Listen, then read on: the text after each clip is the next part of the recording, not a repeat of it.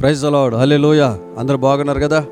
మరొకసారి ఈ ఆదరణ గడి అనేటువంటి దైవిక కార్యక్రమం ద్వారా మరొకసారి మిమ్మల్ని దర్శించడానికి పరిశుద్ధాత్మ దేవుడు నాకు ఇచ్చిన కృపను బట్టి మరొకసారి దేవుని స్తుతిస్తూ మిమ్మల్ని అందరినీ దేవుడు దీవించాలని కోరుకుంటున్నాను. మంచిది. ఈరోజు వచ్చిన వాక్యం ద్వారా దేవుడు మనతో మాట్లాడే దేవుడు సిద్ధంగా ఉన్నాడు.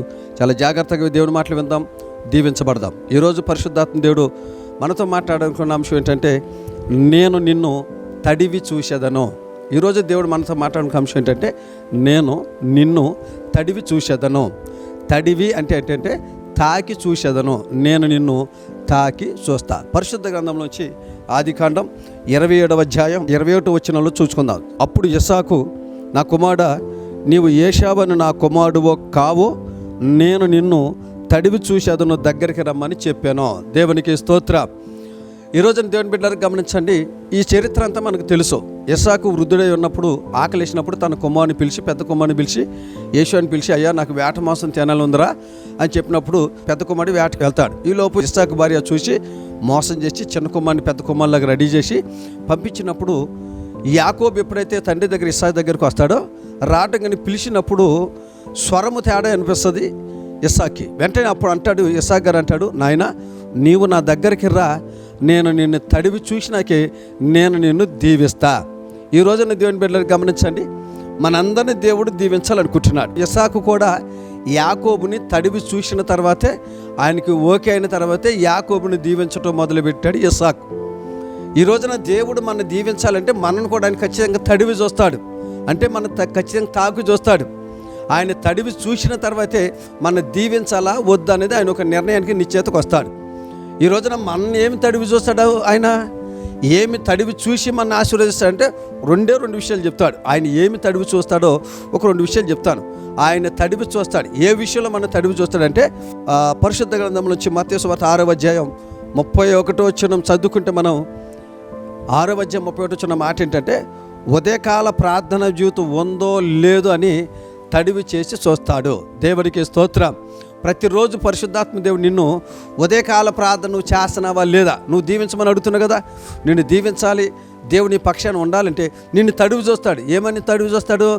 నీకు నీ కుటుంబంలో ఉదయకాలము వేకుజామున ప్రార్థన చేసే అనుభవం ఉందా లేదా అని తడివి చేసి చూస్తాడు. ఒకవేళ ఆయన తడివి చేశాడు అనుకోండి, తాకాడు అనుకోండి, నీలో ఉదయకాల ప్రార్థన అనుభవం లేదండి, ఆశీర్వాదాలు పక్కకి వెళ్ళిపోతాయి.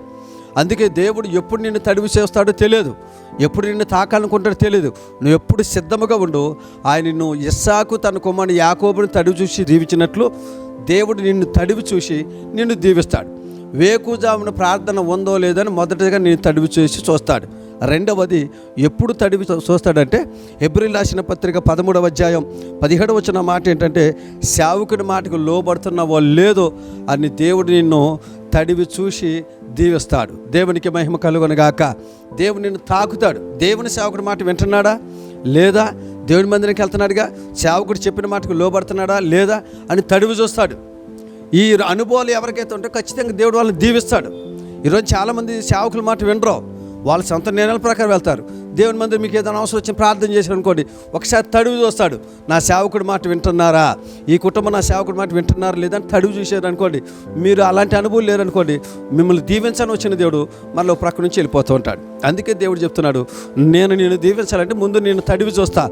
ఉదయకాల ప్రార్థన ఉందో లేదో అని తడివి చూస్తాడు, సేవకుడి మాట వింటున్నావో లేదని తడివి చూస్తాడు. ఈ 2 అనుభవాలు ఉంటే నువ్వు కోరుకున్న ఆశీర్వాదాలను దేవుడు నీకు అనుగ్రహించి నిన్ను హెచ్చించునుగాక.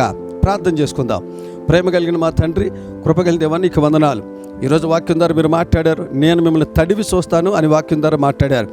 ఏ సందర్భంలో ఎలాంటి పరిస్థితులు మమ్మల్ని తడివి చూస్తారో మీరు మాట్లాడారు. ఉదయకాల ప్రార్థన ఉందా లేదా, సేవకుడి మాట వింటున్నారా లేదా అని తడివి చూస్తారని మీరు చెప్పారు.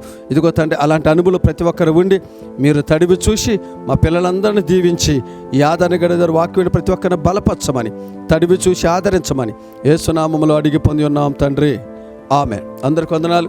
మరొకసారి మీ అందరికీ శుభం తెలుస్తున్నాను. ఛానల్ ఇంకా సబ్స్క్రైబ్ చేసుకోకపోతే సబ్స్క్రైబ్ చేసుకోండి. దీని కొరకు ప్రార్థించండి. దేవుడు మిమ్మల్ని దీవించునుగాక. ఆమేన్.